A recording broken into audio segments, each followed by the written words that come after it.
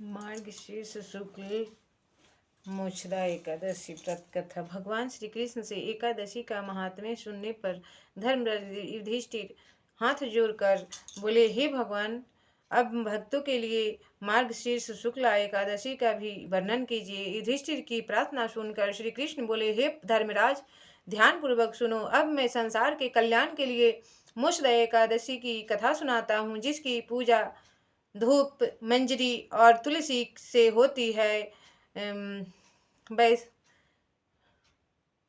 वैरवानस नाम का राजा ने एक दिन अपने पिता को अनेक रोग और दुखों से दुखी होकर फूट कर रोते हुए विलाप करते हुए नरक में पड़े हुए को स्वप्न में देखा। अपने पिता की यह हालत स्वप्न में देखने से राजा को बड़ी चिंता हुई और वह फिर से न सका।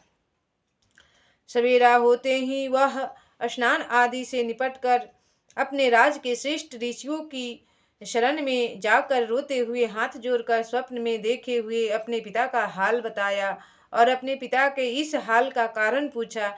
ऋषियों में श्रेष्ठ पर्वत ऋषि ने राजा की विनम्र प्रार्थना सुनकर क्षण भर के लिए ध्यान लगाया। फिर राजा से कहा,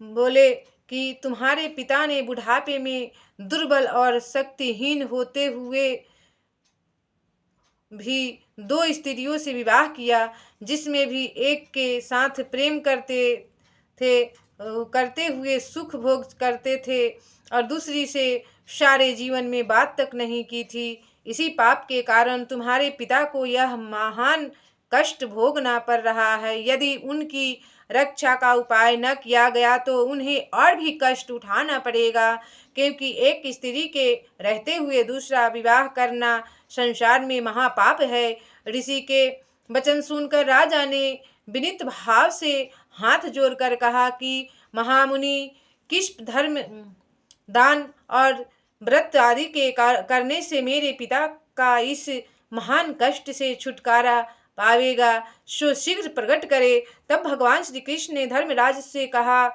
कि इस प्रकार राजा की प्रार्थना पर महामुनि ने कहना आरंभ किया, हे राजन, मार्गशीर्ष शुक्ला एकादशी के नियम पूर्वक व्रत करे और यह प्रण करे कि मैं एक स्त्री के रहते हुए कभी भी दूसरी शादी नहीं करूँगा और प्रजा के भी किसी आदमी को ऐसा करने की आज्ञा नहीं दूंगा। यदि इस प्रकार किया जाए तो तुम्हारे पिता का नरक से उद्धार होकर वह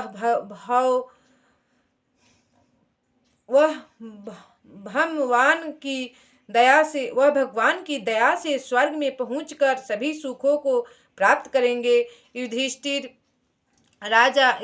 से राजा ने मुनि को दंडवत प्रणाम किया और वहां से अपने नगर में आकर विधि पूर्वक एकादशी का व्रत किया, जिसके प्रभाव से उसका पिता कष्ट और दुखों से छूटकर राजा को आशीर्वाद देता हुआ स्वर्ग लोक को प्राप्त हुआ।